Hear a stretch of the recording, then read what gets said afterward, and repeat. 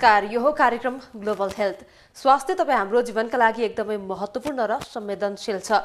Global health कार्यक्रममा हामी जनस्वास्थ्यसँग सम्बन्धित विभिन्न विषयवस्तुमा केन्द्रित रहेर कुराकानी गर्नेछौँ।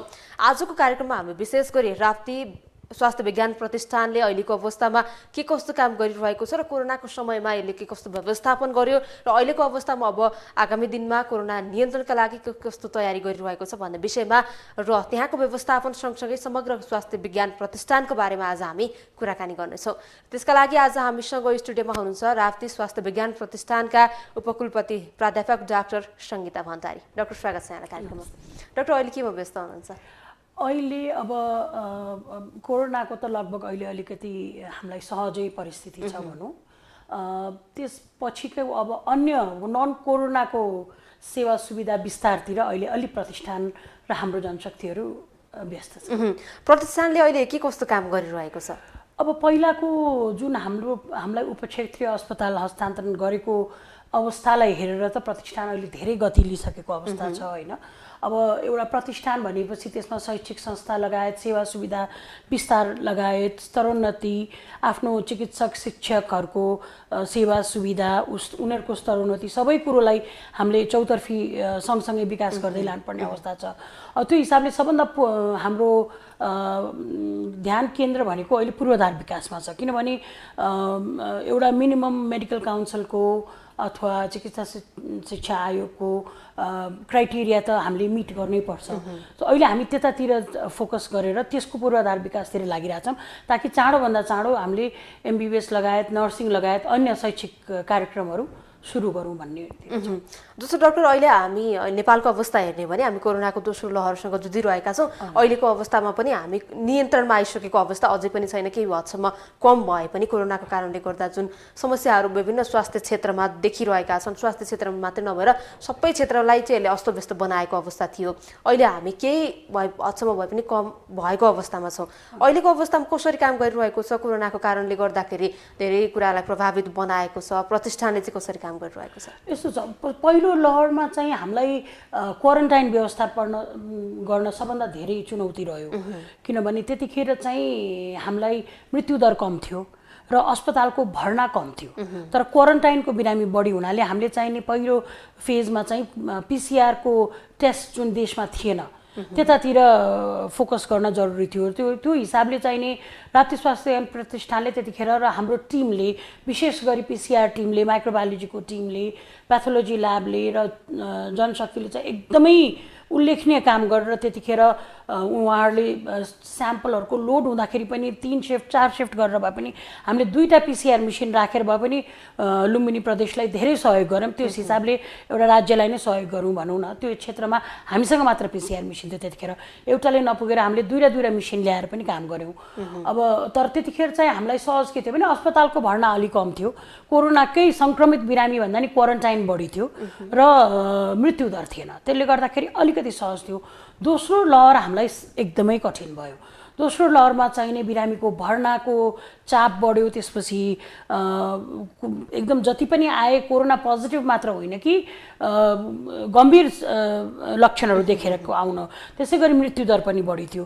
त्यो गर्दाखेरि चाहिँ हामीलाई अलि च्यालेन्जिङ पनि भयो। त्यसले गर्दाखेरि जो कोभिड थिएन नन कोभिड बिरामीहरूको पनि असर गर्यो। जस्तो अब हाम्रो क्षेत्रमा ट्युबरकुलोसिस एकदम धेरै छ होइन, HIV त्यस्तै छ, डायबिटिजहरू छ, अन्य बिरामीहरू पनि छन् र हामी एउटा त्यहाँको प्रतिष्ठान भएको हैसियतले रेफरल बिरामी पनि हामी कहाँ आउनु स्वाभाविक हो। त्यसले गर्दा त्यो बिरामीहरूलाई पनि असर गर्यो।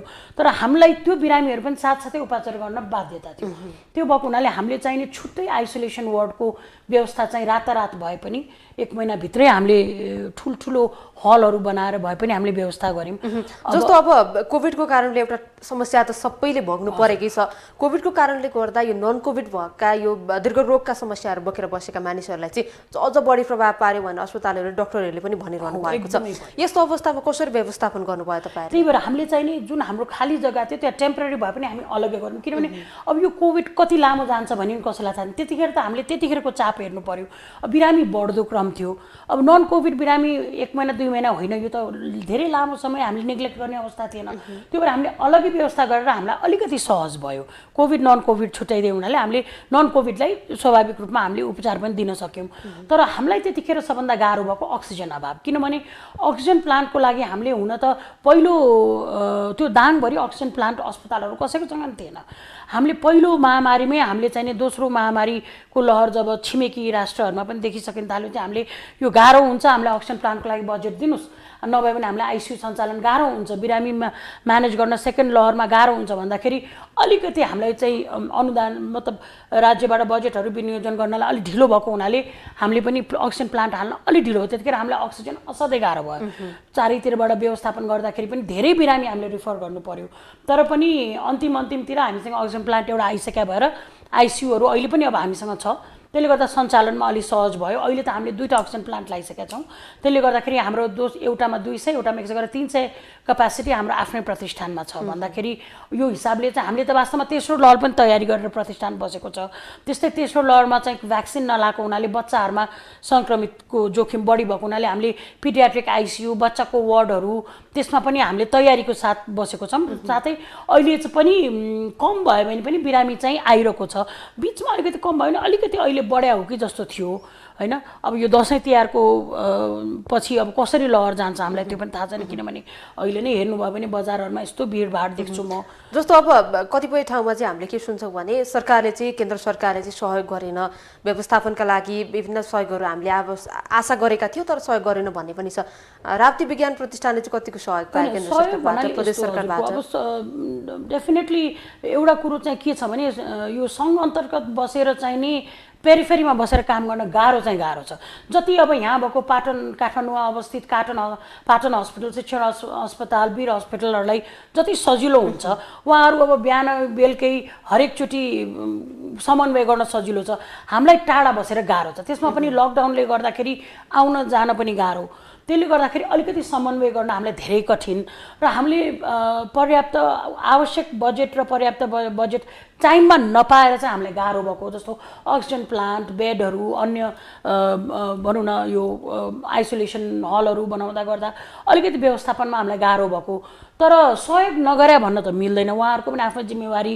अब हामी जस्तो प्रतिष्ठान, हामी जस्तो अस्पताल त उहाँहरूले 75-76 जिल्लामा हेर्नु पर्यो होइन।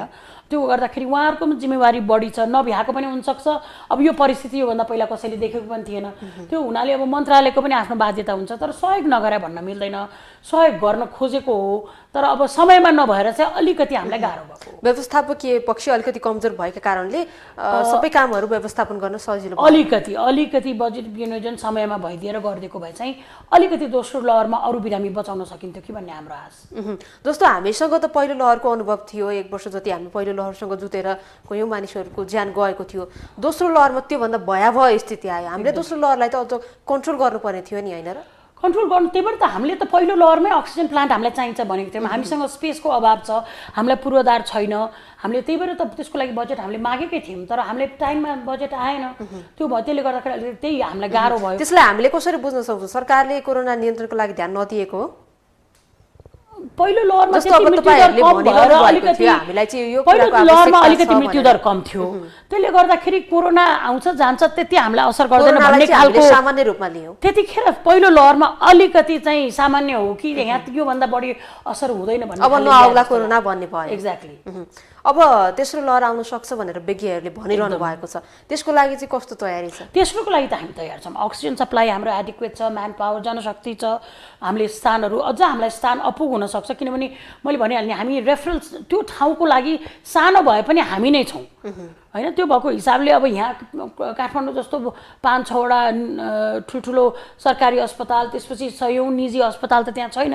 त्यसले अनि प्लस निजी अस्पतालले पनि त्यति बिरामी त्यहाँ चाहिँ त्यो सानो क्यापासिटीको हस्पिटलहरू भयो, 10 बेड 15 बेडको हस्पिटल भएको हुनाले त्यति धेरै उहाँहरू चाहिँ इक्विप्ड हुनुहुन्न र बिरामीको चाप डेफिनेटली यो प्रतिष्ठानमा आउने हुनाले चाहिँ नि अलिकति हामीलाई स्रोत साधनको कमी हुन सक्छ। तर त्यसको लागि हामी मन्त्रालयसँग समन्वय गरेर अहिले नै तयारी गरेको छौँ बाँकी त्यति गाह्रो नहोला अरू त हामीलाई।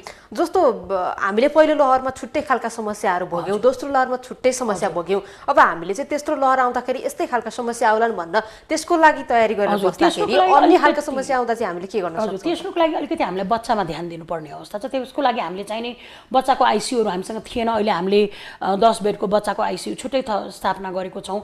त्यो बाहेक पनि बच्चाको वार्ड अलिकति बेडहरू थपिदिएको छौँ एक्स्ट्रा भोलि आइहालेको खण्डमा, र अडल्टको पनि हामीले 20 बेडको आइसियु हामीले व्यवस्था गरेको छौँ। अब त्यो अनुसार अब उमेर हेरेर अब कसलाई कता एडजस्ट गर्न सकिन्छ त्यो हेरेर, अनि 50 बेडको हामीले हाई डिपेन्डेन्सी युनिट पनि स्थापना गरेका छौँ। त्यो हिसाबले हामीलाई त्यति गाह्रो नहोला अहिले। जस्तो प्रतिष्ठानको कुरा गर्ने हो भने यो राप्ती विज्ञान प्रतिष्ठान मात्रै नभएर अन्य प्रतिष्ठानहरू पनि विभिन्न समयमा विभिन्न कारणले विवादमा पर्ने गरेका छन्। राप्ती विज्ञानको पनि प्रतिष्ठानको पनि हामीले विवादमा परेको धेरै समाचारहरू सुनेका छौँ। यो कारण के हो? विभिन्न समयमा यो विवादमा पर्नुको कारण चाहिँ के हो? अब एउटा त के भने अलिकति प्रतिष्ठानहरू स्थापना गर्दाखेरि चाहिँ अलिकति गृह कार्य नगरेर हचुवाको भरमा स्थापना गर्नु पनि एउटा मेजर समस्या हो। किनभने अब यही हाम्रै राप्ती स्वास्थ्य विज्ञान प्रतिष्ठानलाई हेरौँ, एउटा 100 बेडको हस्पिटल एकदम त्यो पनि पूर्वाधार जीर्ण भएको 15 सालको लाई जनशक्ति नभएको ठाउँलाई एकैचोटि प्रतिष्ठान भनेर डिक्लेयर गरिदिएपछि कि त त्यो अनुसार बजेट व्यवस्थापन हुनु पर्यो होइन। जस्तो हामीलाई त्यसै पदाधिकारी नियुक्ति भयो, अब त्यहाँको भएको सरकारी कर्मचारीहरूलाई कसरी व्यवस्थापन गर्ने भन्नेमा कुनै गृह कार्य छैन। त्यही भएर स्थापना कालमा अलिकति ट्रान्जिसन फेजमा हामी पनि परेको हौँ, किनभने सरकारी चिकित्सकहरू बस्न चाहन्छन्, ऐनले भन्छ उनीहरू सरकारमै फर्किनुपर्छ भनेर। अब हामीसँग उचित बजेट व्यवस्थापन छैन, अनि तलब भत्ता खुवाउनलाई पनि त हामीलाई त्यत्रो म्यानेजमेन्ट गर्न मिल्दैन। त्यसपछि उहाँहरूको शैक्षिक योग्यता र प्रतिष्ठानको शिक्षकको हुनुपर्ने योग्यता मिल्दैन, गर्दाखेरि त्यो सुरुवातमा मिलाउने बेलामा अलिकति ट्रान्जेक्सनमा हामीलाई 6 महिना 1 साल अलिकति ट्रान्जिसन फेजमा पऱ्यौँ। हाल आएर त त्यो समस्या छैन, किनभने सरकारी चिकित्सकहरू आफ्नो नेपाल सरकार मातहत प्रदेश या सङ्घमा गइसक्नु भएको छ, र बाँकी हाम्रो आफ्नै नियुक्तिहरू प्रतिष्ठानको मापदण्ड अनुसार लोकसेवाको अहिले त लोकसेवाले नयाँ ऐनअनुसार लोकसेवाले नियुक्ति गर्ने हुनाले त्यो मापदण्ड पनि हामीले राखेर सेनेटबाट नियमावली बनाइसके हुनाले त्यो अनुसार अहिले नियुक्तिहरू सबै प्रक्रियाहरू अघि बढाएर अहिले चाहिँ समस्या छैन। अब आगामी दिनमा यस्ता विवादहरू यो प्रतिष्ठानले भोग्नुपर्ने अवस्था आउँदैन? नआउनु पर्ने हो, तर एउटा चाहिँ के छ भने विडम्बना हाम्रो देशमा चाहिँ कुनै पनि प्रतिष्ठानहरू अहिले चाहिँ नि मैले देखे अनुसार, अब राप्ती मात्र नभनौँ, अब बिपी कोइरालाई हेरौँ, नाम्स हेरौँ, अन्य हेरौँ, अब अलिकति राजनीतिक उथलपुथल सँगसँगै प्रतिष्ठान मात्र होइन, मतलब हरेक म सरकारी संस्थामा देख्छु केही उथलपुथल चेन्जहरू आएको देख्छु कि अब यस्तो चाहिँ अलिकति शैक्षिक संस्थान र स्वास्थ्य संस्थामा नभइदिएर भयो भने चाहिँ नि प्रतिष्ठानहरूले आफ्नो गति लिन्थे होइन। उसको आफ्नो करिकुलम हुन्छ, आफ्नो मापदण्ड अनुसारको चिकित्सकहरू राख्ने हुन्छ, त्यो अनुसार अलि राजनीतिक हस्तक्षेप कम र राजनीतिक उथलपुथल सँगसँगै संस्थाहरू फरक नपर्ने, बजेट विनियोजनमा असर नपर्ने भइदियो भने यो समस्या कम हुन्थ्यो कि। जस्तो स्वास्थ्य क्षेत्र भनेको एकदमै संवेदनशील हो, प्रतिष्ठित पेसा पनि हो, यो क्षेत्रमा जो व्यक्तिहरू आबद्ध हुनुहुन्छ। यस्तो सामान्य किसिमका विवादहरूले गर्दा यो पेसालाई अलिकति नराम्रो नकारात्मक सन्देशहरू बजारमा समाजमा चाहिँ दिइरहेको छ। यसलाई हामीले चाहिँ यो मात्रै यो जुन एउटा हामीले प्रतिष्ठानको कुरा गरिरहेको छौँ, यो प्रतिष्ठानको मात्रै कुरा नगरेर हामीले देशव्यापी रूपमा पनि यसलाई व्यवस्थापन गर्नुपर्ने हुन्छ। यसका लागि चाहिँ के गर्न सकिएला? एकदमै सबभन्दा पहिला त अलिकति माथि पदाधिकारीहरू नियुक्तिदेखि लिएर, पदाधिकारी मात्र नभनौँ न, कुनै एउटा अस्पतालको मेडिकल सुप्रिन्टेन्डेन्टदेखि लिएर कुनै स्वास्थ्य चौकीको इन्चार्जदेखि लिएर हरेक चिजमा चाहिँ अहिले चाहिँ अब एउटा सरकार आयो यो चेन्ज हुन्छ, अर्को सरकार आयो चेन्ज हुन्छ, त्यसले गर्दाखेरि स्थिरता भएन कि। स्थिरता नभएपछि एउटा काम भइरहेको हुन्छ त्यो रोकिन्छ, फेरि त्यसको लागि भइरहेको विनियोजन प्लानिङ सबै रोकिन्छ, अनि 6 महिना 1 सालमा हुँदाखेरि त यो गाह्रो हो। सबभन्दा पहिला त एउटा सिनियरिटी, दक्षता, योग्यता सबै अनुसार नियुक्तिहरू उचित ठाउँमा उचित व्यक्तिको नियुक्ति भइदिएको खण्डमा यो समस्या आधै कम हुन्छ होइन। र काम नियुक्ति पाएको मान्छेले म पूर्णकाल चाहिँ ढुक्क भएर काम गर्न पाऊँ भन्ने खालको लिएर काम गऱ्यो भने उसले 4 वर्ष 5 वर्ष कति हुन्छ उसको टेनर, उसले आफ्नो योजना बनाउँछ, पहिलो वर्षमा यो गर्छु, दोस्रोमा यो गर्छु, तेस्रोमा यो गर्छु, गर्छन्। अब 1 वर्ष भए हुँदैन, फेरि अर्को सरकार आउने, अर्को गभर्मेन्ट आउने, अनि चेन्जहरू हुने, राजनीति प्रेसर पर्ने, उता बजेट विनियोजन रोकिने, यो सबै गर्दाखेरि चाहिँ कुनै पनि प्रतिष्ठान, कुनै पनि स्वास्थ्य संस्था, शैक्षिक संस्था, कार्यालय जसले पनि गति लिन सक्दैन र जुन प्लान गरे अनुसार इम्प्लिमेन्ट हुँदैन। यो समस्यालाई समाधान गर्न अब के गर्नु पर्ला त? यही हो, अलिकति हस्तक्षेप चाहिँ रोकिनुपर्छ र योग्य व्यक्तिहरू योग्य ठाउँमा नियुक्ति गरिदिएर उनीहरूलाई फुल टर्म काम गर्न दिनुपर्छ। जस्तो प्रतिष्ठानले काम गर्नको लागि हस्तक्षेप कसले गरिरहेको छ? अनि हस्तक्षेप हुन्छ नि, जस्तो अब कस्तो हुन्छ, हामीले पनि इन्डिपेन्डेन्टली हामी अटोनमस इन्स्टिच्युट या स्वायत्त संस्था भन्छौँ हामी, होइन, तर स्वायत्त भए पनि हामी त स्वास्थ्य मन्त्रालय त हाम्रो नेपाल सरकारसँग समन्वय गर्ने लाइन अफ मिनिस्ट्री त स्वास्थ्य मन्त्रालय हो भन्दाखेरि अब मेरै कार्यकाल हेरौँ, 3 वर्षको कार्यकालमा 7वटा 8वटा सचिव चेन्ज हुनुभएको छ। 3-3 महिना 4-4 महिनामा सचिव चेन्ज, कुनै एकजना सचिवज्यू त मैले भेट्न पनि नपाएर चेन्ज हुनुभएको छ। त्यस्तै मन्त्रीज्यू 5जना 6जना भइसक्नुभयो। आज एकजना मन्त्रीज्यू भेटेँ, भोलि उहाँको चेन्ज हुनुभएको छ, अर्कोलाई 2 हप्तापछि भेट्यौँ, फेरि उहाँ चेन्ज हुनुभएको छ भन्दाखेरि अब यस्तो कारणले गर्दाखेरि हामीलाई चाहिँ काम गर्न गाह्रो हुन्छ। किनभने हाम्रो त सहकुलपति हो प्रतिष्ठानको, त्यस्तै कुलपति प्रधानमन्त्रीज्यू हो। अब प्रधानमन्त्रीज्यू पनि चेन्ज भयो, कुलपति पनि चेन्ज भइरहने, सहकुलपति भइरहने, उपकुलपति र टिम मात्र त स्थायी हुन सक्दैन। अब कि त यस्तो सिस्टम बनाउनु पर्यो कि जो मन्त्रीज्यू आउनुहुन्छ, सचिव आउँछ, जे हुनुहुन्छ, इन्स्टिट्युटको सेनेटरले यिनीहरूले पास गरे जुन पोलिसी हुन्छ, होइन, प्रतिष्ठानको कार्यकारिणीले प्लान गरेको एउटा वार्षिक कार्यक्रमहरू हुन्छ, 5 वर्ष योजना हुन्छ, त्यो चाहिँ चेन्ज हुनु भएन कि त्यो चाहिँ जो आए पनि त्यसले क्यारी अन गरिदिनु पर्यो। त्यो गरिदिन पायो भने सजिलो हुन्छ। नेपालमा यो स्वास्थ्य क्षेत्रको सुधारका लागि यो विभिन्न समस्या भन्नुभयो तपाईँले, यो समस्या समाधानका लागि कुनै नीति नियम नै बनेका छैनन् र अहिलेसम्म? नीति नियम त बन्या छ, कार्यान्वयनमा समस्या। कार्यान्वयन कसले गर्ने त? अब गर्नुपर्ने त अब हामीलाई गर्नुपर्ने भनेको त अब अहिले त राज्य नै हो नि। राज्य भनेको हाम्रो कुलपतिको हिसाबले मन्त्रीज्यू हो, के अरे कुलपतिज्यूको हिसाबले प्रधानमन्त्रीज्यू हो, सहकुलपतिको हिसाबले मन्त्रीज्यू हो, होइन। स्वास्थ्य मन्त्रालय एज अ होल ब्युरोक्रेसी पनि हो हामीलाई जरुरी पर्ने। अब त्यो हिसाबले कार्यान्वयन त त्यहीँबाट हुनु पर्यो। मेन त मन्त्रालयबाटै कार्यान्वयन भइरहेको छैन भन्ने तपाईँको गुनासो? कार्यान्वयनमा ढिलाइ भइरहेको छ, हुँदै भएको छ भन्दिनँ। प्रायोरिटी हामीलाई जुन कुरो प्रायोरिटी हुन्छ, प्राथमिक हुन्छ, त्यो कुरो स्वास्थ्य मन्त्रालयलाई हुँदैन। जस्तो हामीलाई शैक्षिक कार्यक्रम, जस्तो म इक्जाम्पल साधारण लिन्छु, हामीलाई नर्सिङ करिकुलम सुरु गर्नुपर्ने छ। अब एकाडेमिक काउन्सिल भन्ने हाम्रो एउटा बडी हुन्छ, होइन। त्यो एकाडेमिक काउन्सिलको मेम्बर्सहरू ऐनले भनेको छ यो मेम्बर्स हुन्छ, बाहिरको नियुक्ति 2 जना हुन्छ, बाहिरको विज्ञहरू भनौँ न। अब तर त्यो कार्यकारिणीले निर्णय गरेर सेनेटले पास गर्नुपर्छ भन्ने एउटा हुन्छ। अब कार्यकारिणीले पास गरेर हामी लान्छौँ, तर यो 2-3 वर्षदेखि अड्किरहेको छ।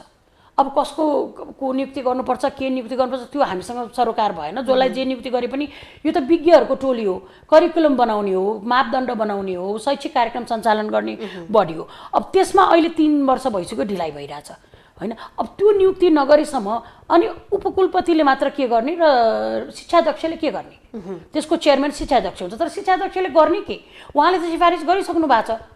अब कसको मिल्दैन मान्छे, कसको भर्ना हुनुपर्ने, कसको नियुक्ति हुनुपर्ने, त्यो हामीसँग सरोकार भएन। हामीलाई विज्ञ मान्छे जो दिने हुन्छ।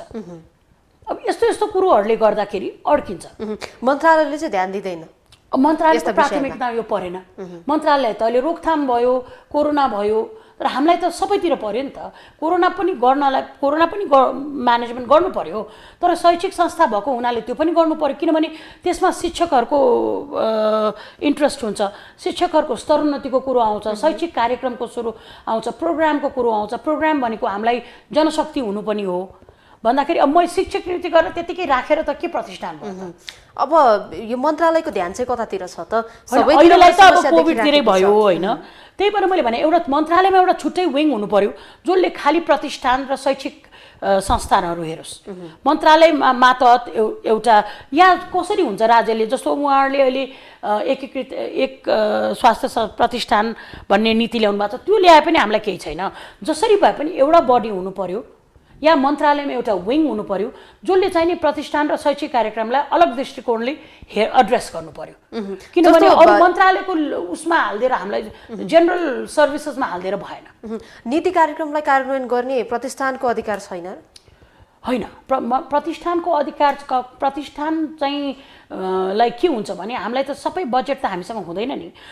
स्थापना कालमा स्पेसली हामीसँग के हुन्छ भने हामीसँग जबसम्म विद्यार्थी आउँदैन, भर्ना हुँदैन, इन्कम हुँदैन, पूर्वाधार हुँदैन, प्रतिष्ठानको इन्कम त हुँदैन, आफू आत्मनिर्भर त भएको हुँदैन। हरेक प्रतिष्ठान तपाईँले हेर्नुभयो भने सुरुको 8-10 वर्ष उनीहरूले सब गभर्मेन्टले सपोर्ट गर्छ, अनि प्रतिष्ठानले त्यो अनुसार शिक्षक नियुक्ति गर्छ, तालिम दिन्छ, पूर्वाधार बनाउँछ, बिल्डिङ्सहरू अब अरबको बिल्डिङ लाग्छ नि, प्रतिष्ठानले कहाँबाट ल्याउँछ? त्यो त राज्यको लगानी हुनु पर्यो। यो कुरो पहिलो गृह कार्य हुनु पर्थ्यो के। जस्तो प्रतिष्ठान हुने बित्तिकै ल एउटा यति पैसा चाहिँ कन्सल्टेसनलाई, यति चाहिँ पूर्वाधार विकासलाई, यति इक्विपमेन्टलाई र सुरुको तलबहरू सस्टेन गर्ने यति, ल यतिभित्र तिमीहरू पूर्वाधार तयार गर, यतिभित्र अनि शैक्षिक कार्यक्रम सुरु गर्ने, त्यसरी गर्नुपर्ने त्यो गृह कार्यमा चाहिँ प्रतिष्ठानहरू स्थापना गर्दाखेरि भएको छैन होइन। अब यहाँ कति ठाउँमा त कस्तो छ भने कसको राजनीति इन्ट्रेस्ट हुन्छ त्यहाँ प्रतिष्ठान घोषणा गरिदियो, त्यसरी चाहिँ हुँदैन। त्यो खोल्नुभन्दा नखोल्नु बेस, बरु त्योभन्दा त एउटा राम्रो अस्पताल खोलिदियो भने त मान्छेले सेवा सुविधा त पाउँछ नि होइन। प्रतिष्ठानै खोलिदिने हो भने त त्यो अनुसार बजेट विनियोजन गर्नु पर्यो, त्यो अनुसार अहिलेलाई सुरुवातमा सपोर्ट गरिदिनु पर्यो। अनि त्यसपछि चाहिँ अब बिस्तारै के हुन्छ भने विद्यार्थी भर्ना हुन्छ, इन्कमहरू जेनेरेट हुन्छ, त्यसपछि प्रतिष्ठान आत्मनिर्भर हुँदै जान्छ अनि राज्यको लगानी कम हुन्छ। अब कहिलेकाहीँ ठुल्ठुलो अब जस्तो भनौँ न भोलि स्पेसलाइज्ड युनिट्सहरू सुरु गर्नु पर्यो, कार्डियोलोजी, न्युरोलोजी, विभिन्न क्यान्सरको सुरु गर्नु पर्यो भने अनि राज्यसँग प्रतिष्ठानले फेरि समन्वय गरेर थप बजेट माग्छ, नभए चाहिँ डे टु डे त। अनि त्यसपछि हरेक वर्ष प्रतिष्ठानलाई एउटा सपोर्टिङ थोरै दियो भने पुग्छ, त्यसरी जानुपर्ने अवस्था हो। तर त्यो अलिकति मिलिरहेको छैन। जस्तो मन्त्रीहरू परिवर्तन भइरहँदाखेरि उहाँहरूले भन्नुहुन्छ आफ्नो कार्यकाल सकिसकेपछि चाहिँ मैले यस्तो गरेँ, यो गरेँ भनेर, तर अझै पनि तपाईँहरूको कुरा सुन्दाखेरि चाहिँ परिवर्तन गर्न धेरै बाँकी छ भन्ने हामीलाई लागिरहेको होइन। परिवर्तन गर्न त धेरै डेफिनेटली बाँकी छ। अब उहाँहरूको भनाइ गलत पनि होइन, उहाँहरूले गर्नुभयो होला, तर के भने हामी परेनौँ त्यो प्रायोरिटीमा, या कुनै एउटा संस्था पर्यो होला, गर्दै गर्दा तपाईँले भनिरहनु भएको छ, अर्को जिल्लाबाट प्रतिनिधित्व गर्नेले अर्को जिल्लाबाट पनि यही आवाज भनिरहनु भएको छ, अनि उहाँहरूले गर्नुहुन्छ चाहिँ कता त? त्यही त अब मैले भनिनँ, अब 6वटा प्रतिष्ठान छ भने मेबी एउटा प्रतिष्ठानको केही पर्या हुनसक्छ, या कुनै अस्पतालको स्तरोन्नति भए हुनसक्छ। जस्तो अब 300 कतिवटा स्वास्थ्य ऊ चाहिँ एकैचोटि शिलान्यास गरेर उहाँहरूको प्रायोरिटीमा, तर हामी शैक्षिक संस्थालाई त्यो राम्रो, त्यसले गर्दा हाम्रो रेफरल घट्ला, हाम्रो चाप घट्ला, दूरदराजमा दुर्गम क्षेत्रमा स्वास्थ्य सेवा पाउनु राम्रो हो। तर हरेक ठाउँमा टर्सरी एउटा प्रदेशमा एउटा स्वास्थ्य संस्था खोल्ने नीतिले खोल्ने, अनि 3-3 वर्ष 4-4 वर्ष बजेट विनियोजन नगरिदिएपछि त अनि कसरी सहयोग भयो? असहयोग गरे पनि समानताको आधारमा चाहिँ सहयोग भएन भन्ने तपाईँहरूको विचार? जस्तो जो आयो भने पनि कतिवटा प्रतिष्ठान छ त, ल कुन कमसेकम सबै प्रतिष्ठानले एउटा लेभलमा ल्याइदिनु त कुरो गर्नु पर्यो नि त। पहिला सबै प्रतिष्ठान एउटा लेभलमा आएर शैक्षिक कार्यक्रम सुरु गर्नु पर्यो, त्यसपछि ठिक छ। पुरानो संस्था त जहिले पनि माथि जान्छ, पुरानो संस्था माथि गइ पनि सकेका छ, उनीहरूलाई स्तरोन्नति गराउँदै जाने, तर नभएकोलाई त एउटा स्तरमा त ल्याइदिनु पर्यो नि। त्यतातिर अलिकति कमी कमजोरी भाव कि जस्तो लाग्छ मलाई। अब राष्ट्रिय विज्ञान स्वास्थ्य प्रतिष्ठानलाई चाहिँ अब सरकारी पक्षबाट के गर्नु पर्यो आगामी दिनमा? एउटा के हुन्छ भने दुईटा पक्ष हुन्छ। एउटा चाहिँ पदाधिकारी नियुक्ति, जिम्मेवार पदाधिकारीहरूको आफ्नो जिम्मेवारी हुन्छ, त्यहाँ नियुक्ति भइसकेपछि आफ्नो इमिडिएट र लङ टर्म प्लान बनाउने। त्यो हामीले गएको 6 महिनाभित्रै हामीले गरिसकेका थियौँ। पहिलो सेनेट पास गरिवरी दोस्रो सेनेटसम्म त हामीले त्यहाँ हामीलाई कति शैक्षिक भवन चाहिन्छ भनेर ड्रइङ, डिजाइन, कन्सल्टेन्ट हायर गरेर सबै रेडी गरेर सेनेटमा पास गरिदिइसक्यौँ। ल हाम्रो यो चाहिन्छ, ड्रइङ डिजाइन यो हो, हामीलाई यसको लागि यति बजेट चाहिन्छ। एकै वर्षमा होइन, मल्टी इयर प्रोजेक्ट हो, 1 वर्षमा यति देऊ, 2 वर्षमा यो गर्छु, 3 वर्षमा यो गर्छु। हाम्रो काम कर्तव्य हामीले गरिसक्यौँ। अब त्यसलाई इम्प्लिमेन्ट गराउने कसले? राज्यले हो। भनेपछि सेनेटले पास पनि गर्यो। सेनेट भनेको पछि त्यो हाम्रो हाइएस्ट बडी हो, प्रधानमन्त्रीजीको अध्यक्षता हुन्छ होइन, प्लानिङ कमिसन हुन्छ, सबैजना हुनुहुन्छ त्यसमा, विज्ञहरू हुनुहुन्छ, बुद्धिजीवीहरू हुनुहुन्छ। अब त्यस्तो बडीले पास गरिसकेपछि अब अर्थ मन्त्रालयमा लेखेर पठायौँ, त्यसपछि अब बजेट विनियोजन भएन भने त पदाधिकारीले कहाँबाट ल्याउने? भनेपछि त यो हाम्रो पनि वेस्ट हो टाइम। हामी जस्तो मान्छे त्यहाँ गएर काम गर्नुभन्दा त कुनै ठुलो संस्थामा बसेर सेवा दिनु बेच्नु, किन हामी त टर्सियरी सेन्टरको डक्टर्स हौँ नि त। त मलाई काम गर्ने त्यहाँ वातावरण नदिने अहिले चिकित्सकको दुर्गममा गुनासो यही त हो नि। राम्रो डक्टर्सहरू कन्सल्टेन्ट डक्टर्सहरू जानुहुन्छ तर अब एउटा सिटी स्क्यान हुँदैन, अल्ट्रासाउन्ड हुँदैन, अनि के गरेर बस्नुहुन्छ? अहिले पनि दूरदराजमा हामीले हेर्ने भने छैन, काम गर्ने वातावरण छैन। अब हामी के हेर्नु हो भने 2 वर्ष 3 वर्षसम्म केही पनि थिएन। अहिले चाहिँ नि अलिकति चाहिँ धेरै सहयोग पाछौँ। सिटी स्क्यान आएको छ, एमआरआई आएको छ, त्यसले गर्दाखेरि डक्टर्सहरू बस्न पनि मान्छ कि नभए बस्न पनि मान्दैन। म्याडम केही काम गर्ने वातावरण नै छैन, मेरो भएको स्किल पनि जान्छ भनेपछि सबैजना काठमाडौँ केन्द्रित हुनुपर्ने एउटा कारण त्यो पनि त हो नि। भन्छ डक्टर्सलाई काम गर्ने प्लेटफर्म चाहिँ दिनुपर्छ अनि उसको अपरेसन गर्न पाउने उसको अधिकार हो।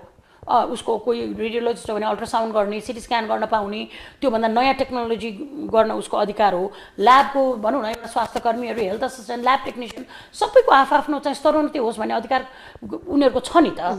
भनेपछि अनि काठमाडौँ केन्द्रित हुने कारण यही त हो नि। अपर्च्युनिटी बाहिर गएर हस्पिटल चाहिँ एउटा मैले भन्ने एउटा मिनिमम स्ट्यान्डर्ड अहिले मन्त्रालयको नीति छ, मिनिमम स्ट्यान्डर्ड हुनैपर्छ भन्ने नीति मन्त्रालयको छ। अब हामीसँग 2 चोटि स्टडी गर्न आइसक्नुभयो, डकुमेन्टेसन पनि गर्नुभयो। अब स्टडी हुन्छ, डकुमेन्टेसन हुन्छ, त्यो अनुसार इम्प्लिमेन्ट हुँदैन भने त के मतलब भयो त? जति अध्ययन जस्तो मन्त्रालय आफैले जुन नीति लिएको छ त्यो नीति कार्यान्वयन भएको छैन। अनि कार्यान्वयन नभएपछि जति अध्ययन गरेर प्रतिवेदन बुझाए पनि के हो? के मतलबै भएन। मन्त्रालय आफ्नै मिनिमम स्ट्यान्डर्ड हामीले मिट गरेका छैनौँ भनेपछि त्यो मिट गर्न हामीले त हाम्रो कारण दिइसक्यौँ। ल यो तिमीहरूलाई यो दियौँ, ल अब गर, 1 वर्षभित्र गर भन्नुपर्ने हो नि।